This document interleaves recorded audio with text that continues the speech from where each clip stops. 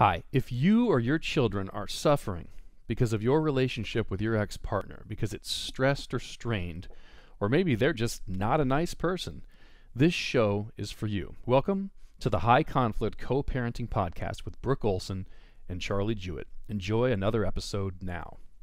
Hello, everybody, and welcome back to the High Conflict Co-Parenting Podcast with Brook Olson and Charlie Jewett. And we have a really neat guest today. I'd like to welcome to the show Commissioner Jeanie Lowe. Commissioner Lowe, thanks for showing up for the show today. Oh, you're quite welcome. My pleasure.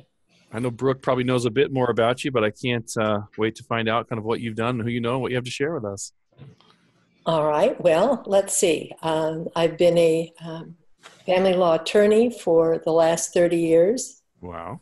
I was on the bench for 10 years doing family law matters only. And then I've, since my retirement for the last 7 years, I've been doing private judging. That's in a separate kind of setting, as well as I do family law mediations. Gotcha. Okay. So, Commissioner Lowe, the choice for family law, it's a unique direction to go. What led you there? What was the impetus for your venture into that? Well, I think I was attracted to the idea it's people oriented rather than looking at strictly corporate issues. Or corporations class didn't interest me in law school, and neither did criminal law.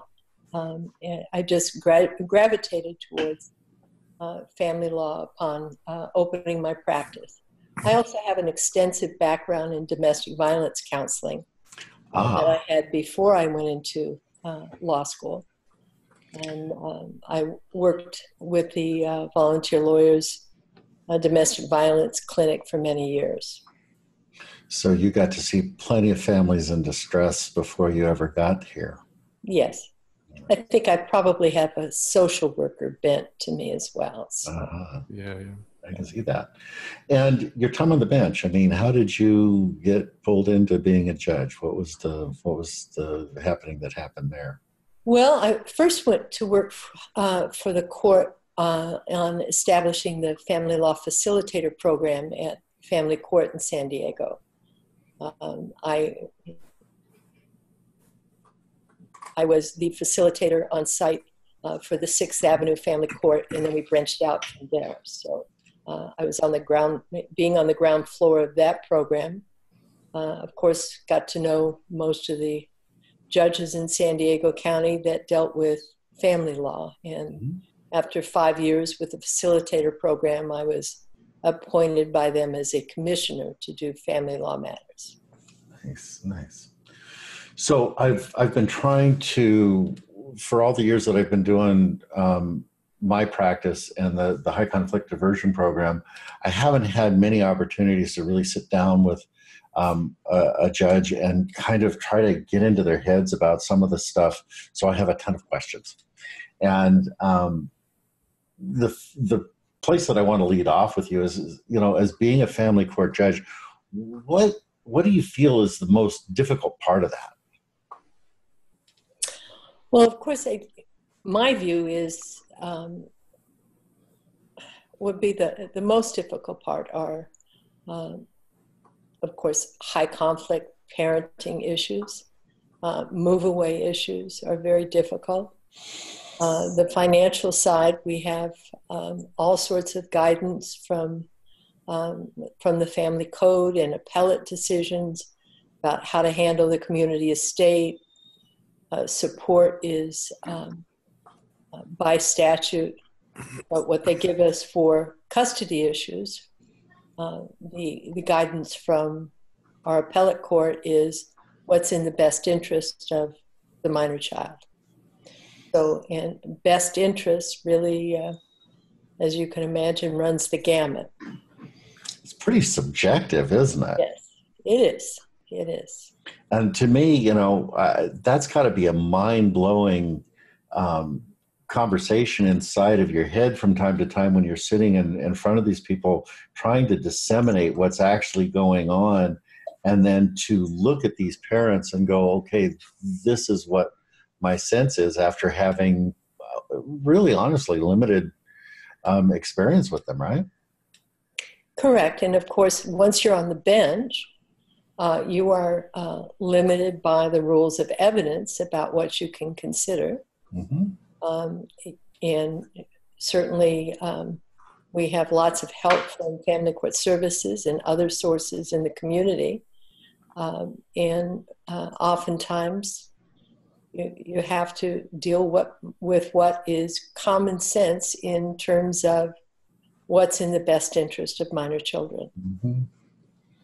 So that leads me to the next question, and this is the one that just I think from my perspective, and I'm sure from your perspective, is this idea, bless you, of when you're faced with facts of false allegations that lead to the suspension of parenting time with their children,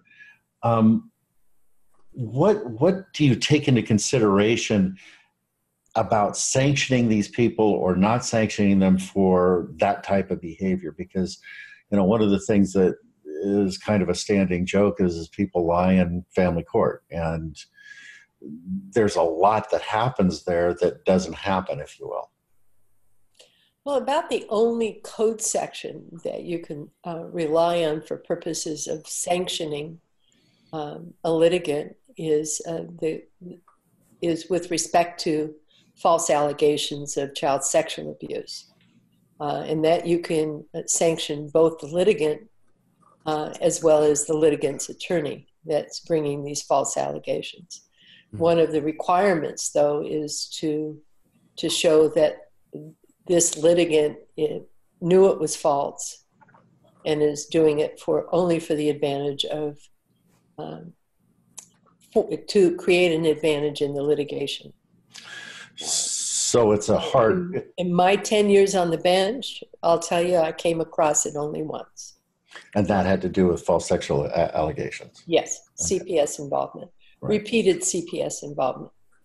But what about the pieces about false allegations of domestic violence, neglect, violence against children? Some of these things that come up that will oftentimes instigate a temporary restraining order, making a gap in the parenting time with the child, and on some level creating a wedge between the parent and the child. Are you referring to sanctions that Right. When these come up and you see them and you're at least pretty aware that that's at least a strong possibility in it. What happens in a judge's mind around that kind of a thing? Well, always in the back of a judge's mind is a child's minority is very brief, and it is it's a weighty decision when you get to denial of custodial time because of the allegation of one parent against the other. But there's always weighing, what if it could be true? I used to say to litigants, congratulations, you have a new grandparent for your child, and that's this court.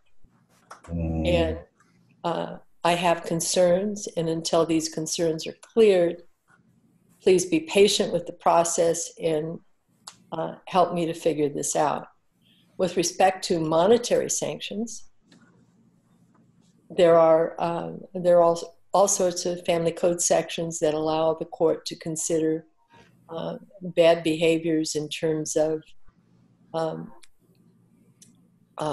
conduct that's interfering with resolving issues, that's increasing the cost of litigation. That's primarily Family Code Section 271, those sanctions. But you have to keep in mind that you can only order a sanction if the parent has the ability to pay the sanction. Yeah. Well, that's always a consideration of the court. So there's no sanctioning parenting time or those types of avenues for a judge are there? Well, it's a consideration. Certainly, a parent who is not willing to share a child and is in a situation where they're creating this kind of conflict and putting up really also warfare to oppose the other parents having custodial time with the child. That's to be considered under the best interest standard, because you want to award primary custody or majority of custody to a parent who is willing to provide access. And oftentimes the access issue is right up there with what has been the parenting schedule. And a parent that deliberately withholds and is creating all sorts of stories about abuse, everything from domestic violence to neglect and child sexual abuse, that parent inevitably loses time. Yeah, one of the things that I when I'm coaching the parents that I work with, or I'm talking with the parents that are in my classes, to your point, Commissioner Lowe, is that be patient with the process. Be patient with the judge's decisions, because they don't see everything all at once up front, and sometimes it takes time to let it unfold and to stay calm about it, not to be combative about it, and to give some space for that to happen. And I find that under a lot of circumstances that is a successful tack for them, but it's frustrating. It is frustrating, and I oftentimes reminded, if I made an order that had to do with mental health counseling or a psychological assessment of a parent, I would remind the litigant that if you have such mental health issues that you are unable to go through with this order and perform under this order, that's also a sign to me that these allegations might be true. Right. So step through the process. Get the counseling, get the assessment if it's needed. Someone says you need drug testing, a court orders drug testing, comply with it. These are the only tools the court has to verify the allegations from the other side. It's, oftentimes in the start of a dissolution, there's all sorts of mud on the wall. And it takes a little time to scrape bit by bit that mud off the wall. And we're sorry about it.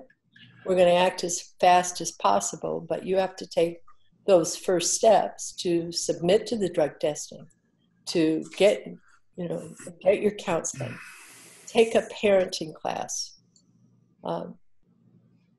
These are things each litigant can do to assure the court that they have the kind of parenting ability to have unsupervised visitation with a child.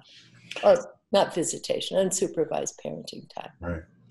Yeah, so oftentimes when somebody comes to me, and they're getting ready for court, they're getting ready for family court services or whatever is happening here, and I know that there's allegations of this stuff. I'll tell them, I'll say, go get SoberLink, go get counseling, go take a parenting class, go take a high conflict class. And their comment oftentimes to me is isn't that admitting that I have a problem? And my comment is, well, I don't think so. What it says is that we're showing that you don't, and that's out front. And my curiosity is that how a judge looks at it? If somebody comes in preemptively taking care of everything that anybody might lay at their feet? No, it's just that would simply be helpful to the court to have the information. You see, it gets back to we're limited. We can't go to the home and observe how each of these parents interact with their children. We're limited to information, and what we're getting is negative information from one side, and the parent who's being denied access, their only recourse is really to see, I am clean and sober, I don't have any mental health issues, or if I do, I'm dealing with them. Right. I'm getting the counseling I need. I didn't know how to do something with the baby, but I've received parenting classes now. And I've learned a lot. You know, that goes a long way in court. That takes me back a little bit to the idea of false allegations. You know, the presumption, it seems oftentimes, certainly not all the time in family court, but oftentimes there's not this presumption of innocence. People will put stuff out there and allegations that really don't have any backup. And then there's action taken on that sometimes. And I just wanted to get a little bit of feedback on your thoughts on that piece around this, lack of a presumption of innocence in this process sometimes. Well, it's not criminal court. We're not, those presumptions don't apply. Okay. We're trying to figure out a basic of, we get an allegation that one parent has never been a caretaker of a child, was always in the back room smoking marijuana, or is violent, or spanks the child inappropriately because that's how he or she were spanked when they were a child. There is just so much information that comes in early on, and if it's all negative, you have to act for the safety of a child. And as I say, the presumptions don't apply. That was a setup question because I get asked it all the time, and that's kind of what I tell them. But I wanted to have that come out of you in this conversation. And that's interesting because I've felt that, Brooke. You've probably heard me talk like that. I'm like, whoa, this is not innocent until proven guilty. It's where you start guilty, you have to fight your way out of it. And Commissioner Lowe, I think one time, I'm still in the middle of the divorce after 3 years trying to end it. And just one of the times, the opposite side had submitted 300 pages of complaints. And what it felt like is the person willing to be loud because of the need to err on the side of caution from the bench. It felt like the person that could be louder and file more complaints had a bit of an advantage, at least in the beginning, until someone saw a pattern. Well, if you think about the number of cases that a trial court has per day and how much time your case, attention your case receives, and there's just some negative things that just one or two will stick. Yeah. That you have to let's figure out what this parent is all about. Act cautiously. Yeah. And if you think of it in terms of all you're doing is trying to wipe the mud off the wall, unfortunately, that's the position you're in, and you'll take the steps to get that wall cleaned. Yeah. Yep. So this next question that I've got for you, Commissioner Lowe, is it's kind of about an opinion. I know that here in California, the statute is basically best interest of the child. But there's a movement out around equal parenting, or at least the presumption or the baseline of equal parenting that's starting to move. What are your thoughts on that as a baseline rather than, this is what it was, this is, that we had a parent that was a primary caregiver and the other person was out earning or doing whatever, as not being the starting point for that equal parenting time? Well, children and their parents are different, and to put one model on for equal parenting time is difficult. I know there's a push for it, but we have to look at the adaptability of the particular child, what the other parent's skills are in regard to parenting. The policy of the law is healthy children have two parents and equal access to both parents. Well, it just doesn't fit all models. And when kids are having 50-50 custody, and I see it very often, it works well. Both parents are happy with it. The kids are happy with it. But that certainly requires, one, that in my mind, that the parents get along, interact well with one another, are responsive to the needs of their children, and can accommodate the children's needs in terms of sharing time with the other parent. I don't know if that answers your question, but I've always found it very difficult to apply a model to all situations. There are good parents and bad, and there are children that react well to one parent and don't react well to another parent. Oftentimes we don't know why, but that's what we have. I got it. Yeah, and I just, you and I, when we sat down last week and we talked a little bit about this, we had a little bit of a conversation about the parallel parenting model as well. And the thought of how that falls into or doesn't fall into an equal parenting time component, but how a lot of these parents that are coming through the court system left the marriage or left the relationship because they had different parenting styles, that they didn't see eye to eye.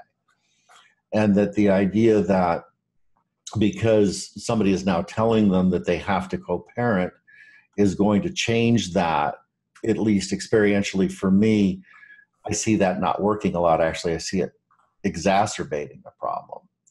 And then from the point of we've got two parents that have different styles, how do we divide that time for the children so there is some sense of fairness or equality for both people that are in that? And how does the court get around to that determination? Because we've got some standard parenting models that 5-2-2-5 and the week on, week off, and the 3-2-2-3 and those types of models. But again, I know from your standpoint, you're trying to take in how is this child going to adapt best to these patterns? And I just wondered, again, if you'd share your thoughts on that. Well, if we start from the premise that the most damaging thing to children is the conflict that they witness between the parents, and even looking at some of these long-range studies about the effect of ongoing parental conflict on children, horrible. They're more likely to do poorly in school, to use substances, to end up in the juvenile court system. And one of the most striking aspects of the test to me is when they tested college-age students of high-conflict divorces, they actually identified themselves as damaged from their parents' conflict. These are kids that weathered the storm, and by the time they get to college, they see themselves as damaged. And when you start out with that premise, going into a parallel parenting situation can often be the last resort for how these children are going to be able to enjoy access to each of their parents. So if it eliminates the conflict, parallel parenting is really the only answer we have when we have two parents that have the ability to have appropriate parenting time with their children. It saddens me because I don't think that I think a parallel parenting situation is a fix for high conflict. I don't think it's the best model in the world for children, because I think it has them living in parallel worlds. that they have to leave all their stuff at mom's house or dad's house and dad's house or mom's house and mom's house. Yeah. They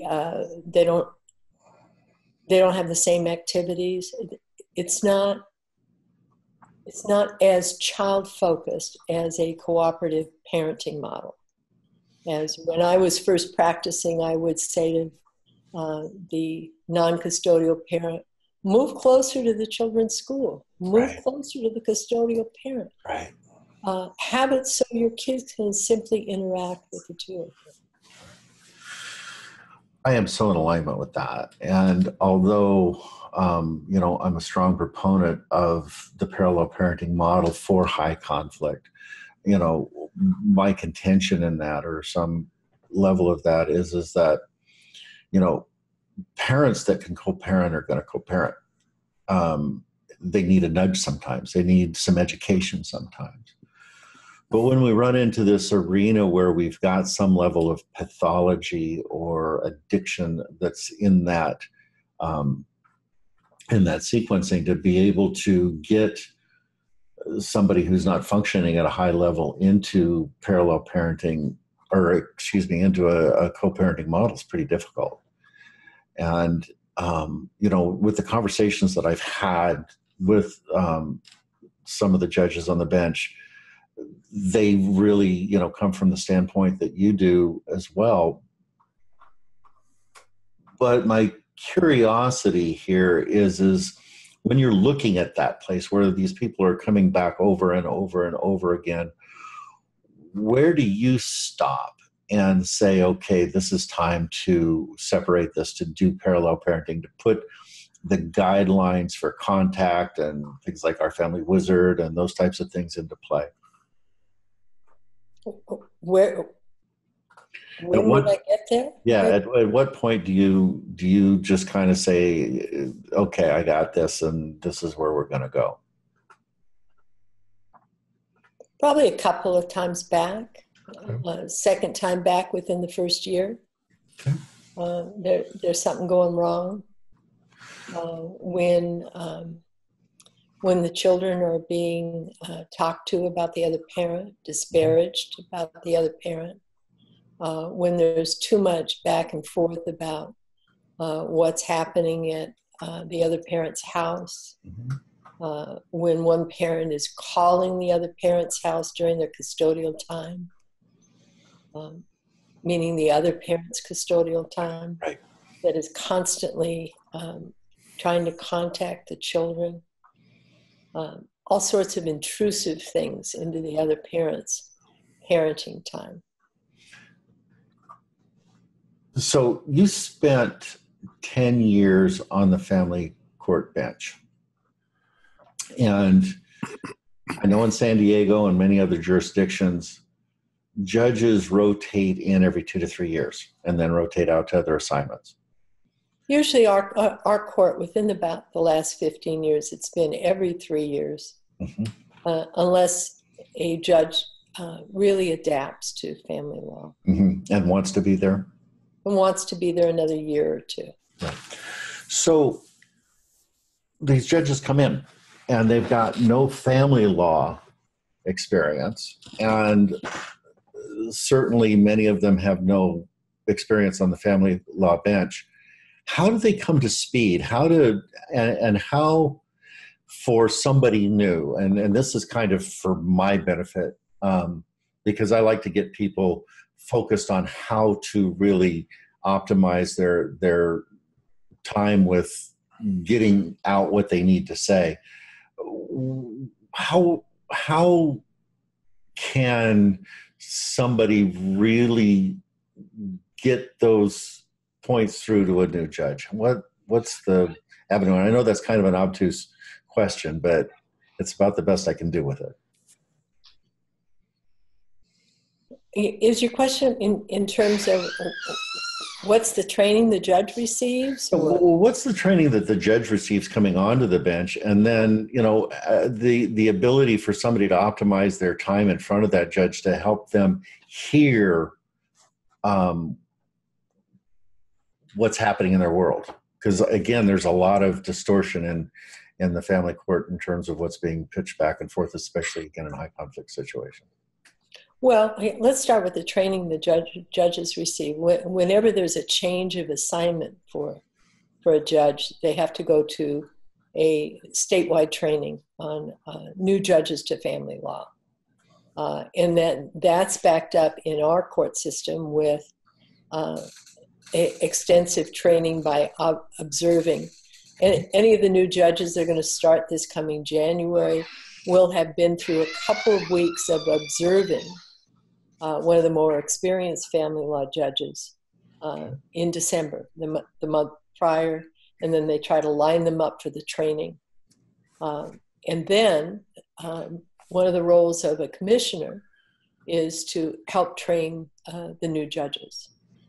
Commissioners stay in a family law position usually for an extended period of time. They don't rotate like judges because they're the institutional memory as well as the trainer for, hey, what do you think of this case? Nice. And most of the judges spend a great deal of time conferring with more experienced judges, conferring with commissioners before making their decisions in any of these complex issues.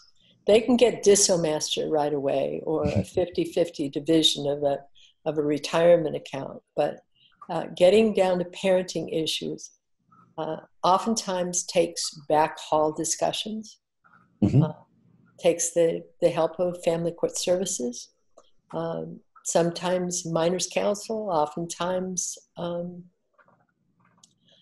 having the parties come back and setting trial on the parenting issues. You said something about minors counsel, and I said that I would just kind of hit that quick and easy. But how is minors counsel prepared for that role, and how do they how does a judge decide and or choose who's going to be minors counsel? Well, there are specific requirements, training that minors counsel have to go through. They have a lot of psychological training. And of course, they have a specific set of ethics on how to report cases to the court, and there's really a wide area of legislation around minors counsel, their role, and they qualify. They are the judges. There's a specific list of them, and each judge gets to know these minors counsel and how they perform, how they bill even, and the value of the information that the minors counsel reports to the court. They're really looking in a lot of cases to investigate these wild allegations. They're oftentimes appointed in domestic violence cases. And oftentimes when people are not represented by counsel, because the court is just looking at a way to get the information and child's preferences before it. Which leads me to another question about child's preferences.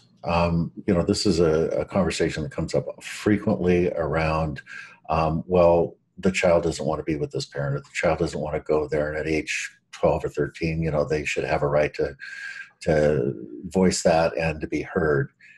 Thoughts on that? Well, I'm not a mental health professional. I've had lots of training, but the last thing I think that I ever wanted to do was interview children, have them testify against one parent or the other about what their preference was. I always like to keep children out. This is a parental responsibility that parents are supposed to be taking on that role. But you do get cases where a child is voicing the preference. You get cases where just can't make the child go. And the law recognizes it. as an example, once a child reaches the age of 14, you can't contempt a parent for not providing access to the other parent, not complying with a custody order. So then we have to begin to listen to the children, and those preferences are one of the considerations that are made under the best interest standard. Because there's, as you know, with teenagers, they're motivated by lots of different things, whether or not dad is providing access to Johnny, the boyfriend, or whether mom is permissive of having Johnny stay out all night long. Mm-hmm.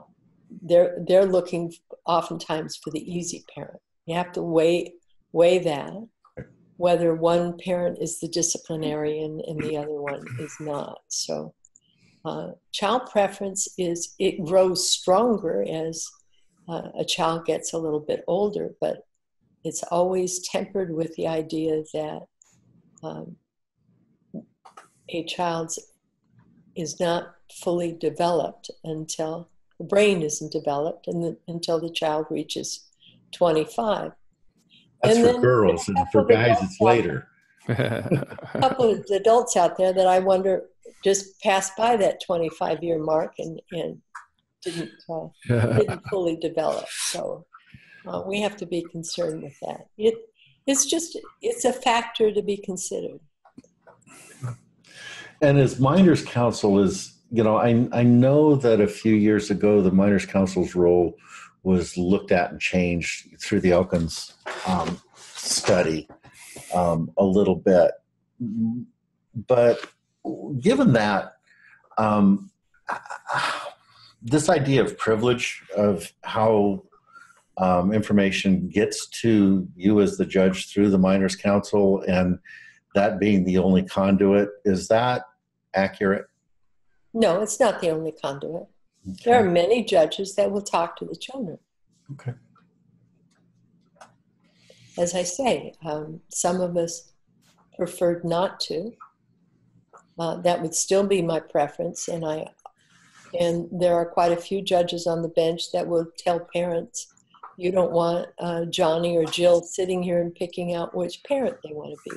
Right. The guilt that comes along with that and the baggage that takes them down the road is just tremendous. Okay. Are they allowed to be interviewed by family court facilitators or FCS? By family court services. That's not part of the facilitator's role. Right. The family court services. Family court services will interview the child when requested, and that's. If the child is in counseling, family court services mediator would prefer probably just to speak to the counselor. Yeah. Any other way to get the information in about the parenting situation other than have the child come in and state preferences, because that puts a lot of burden on a child. Right. And do both parents have to agree to have the child come in, or can it just be one person requesting it and then the family court service mediator making a determination to do that or not? And will a judge order that? Oh, a judge will order it regularly. Okay. And many of our judges do regularly. And one parent can't object, certainly if the judge has ordered it.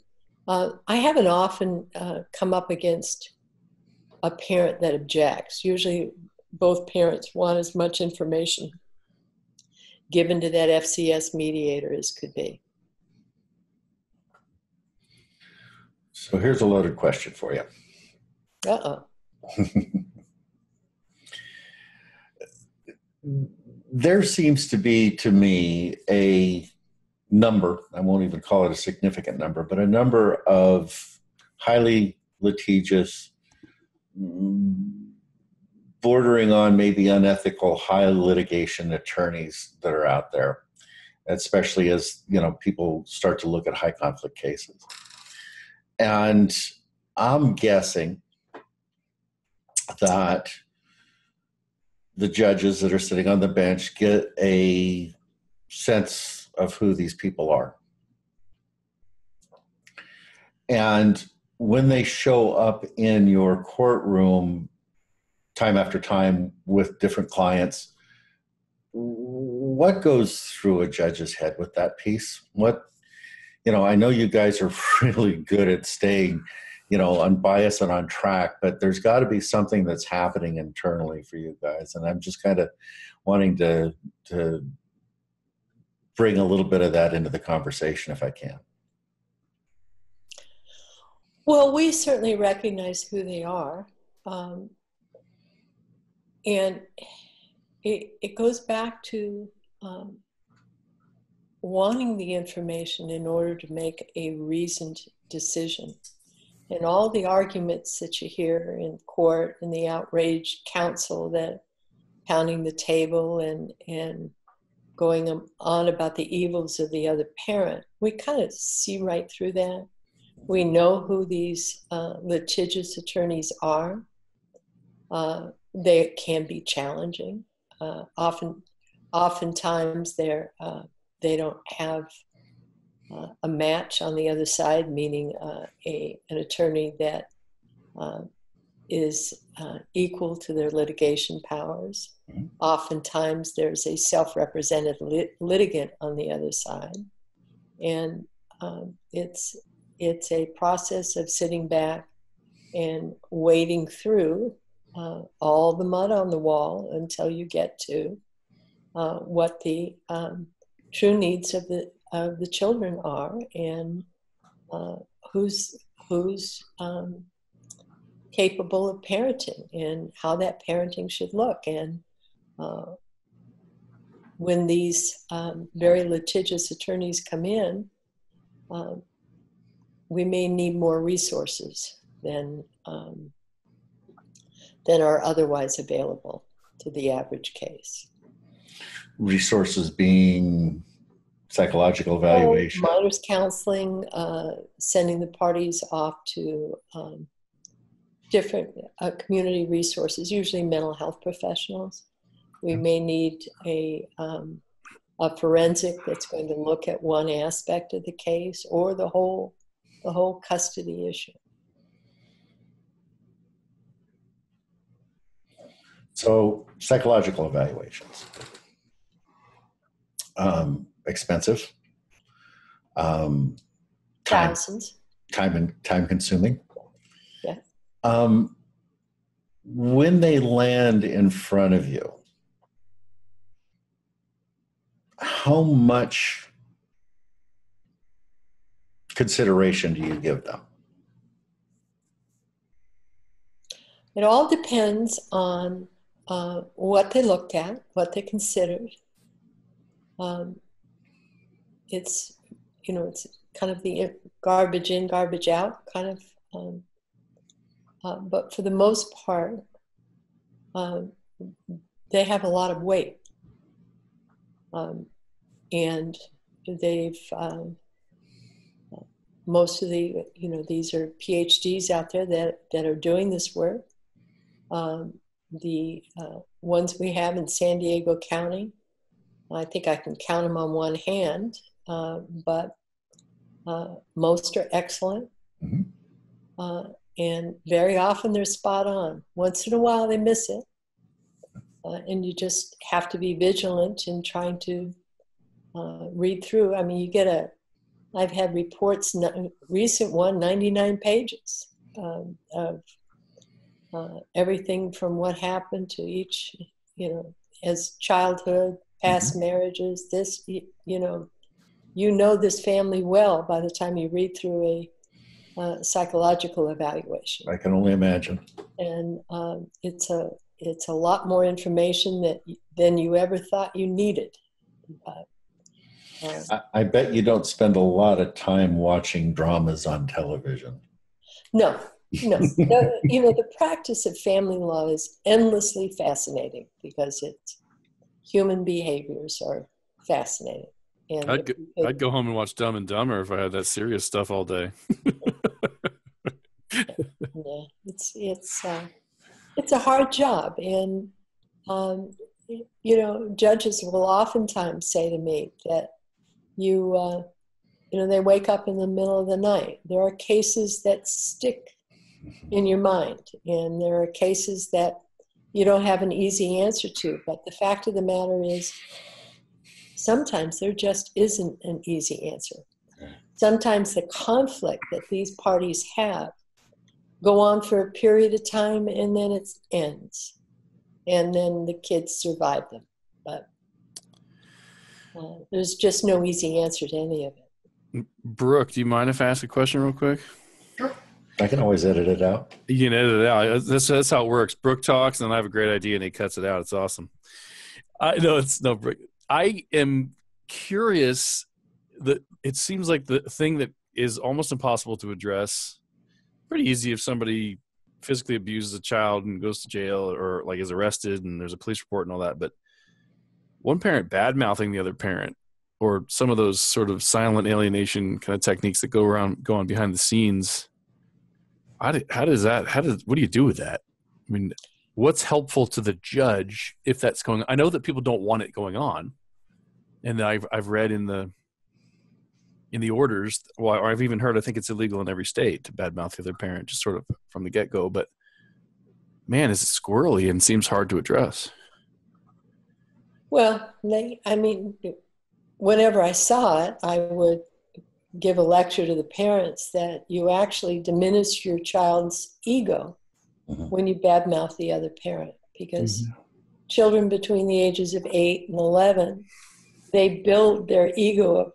Who am I? My mother's a doctor, my father's an engineer, and my Aunt Sally used to be a firewoman, a fire person, and my grandpa is a designer, and that's who I am. And when you tell a child that the other parent is bad, you're diminishing that part of that child. Children internalize these negative statements. So how do you stop it? You can, the worst way of stopping it, not the worst way of stopping it, the worst situations require supervised visitation.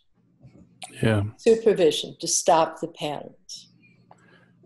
Education is a least onerous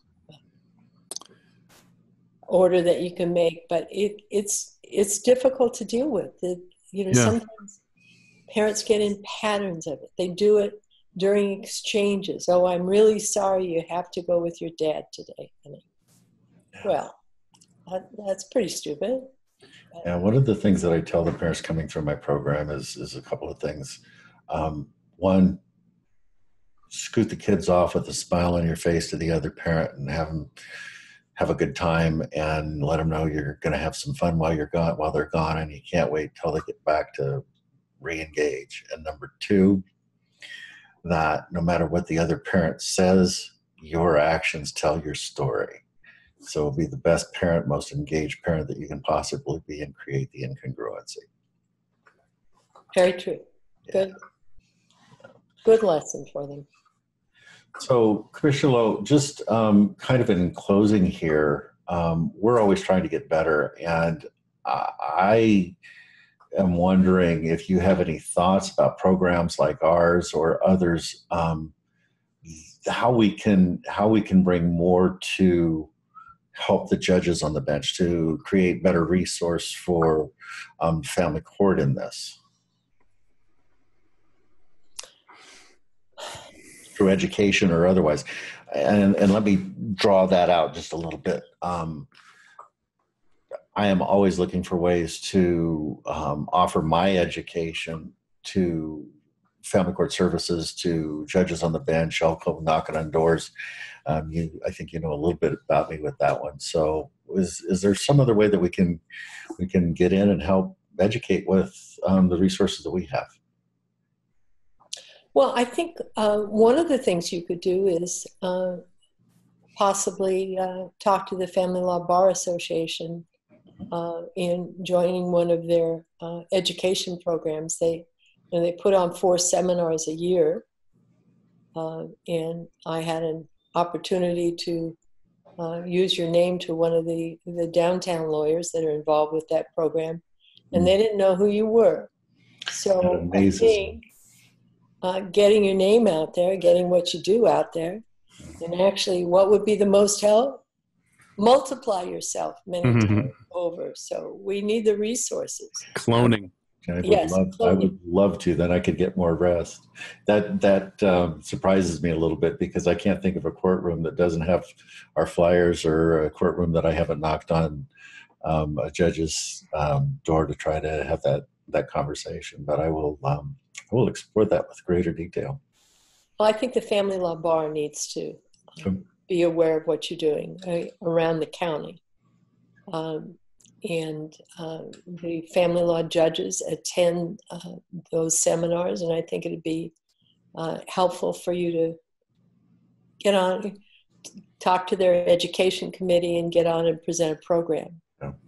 No, we want to be with more resources. There's so many people that are in need of just understanding what this is all about and how to remove themselves from it. And, I know that you have stepped away from the bench, but you continue to be one of those resources for those people. So I really thank you for your service in all of those areas. Well, you're quite welcome. I thank you for being out there. And I like the fact, hearing from you, that you do the parenting coordinator role as well. So the bench is desperate for resources. There are fewer and fewer family court services workers that have gone into private practice. The counselors that we've relied upon in the past to do the alienation work, there are fewer and fewer of those as well. So keep doing what you're doing. Thank you so much for taking your time this afternoon, Commissioner Lowe. Yeah, thank you. All right. Nice to talk to you. Thank you. Bye now. Bye-bye. Brooke, people don't have to wait until Friday mornings to get more content. If this is something that's helpful for them, right? This isn't the first time you've broadcast anything or recorded anything or put anything out there in the world. What are the other ways people can get the help more aggressively or speed up their recovery process? What materials are available for people right now? Well, I've written a book called The Black Hole of High Conflict, and it's available on Amazon and Kindle.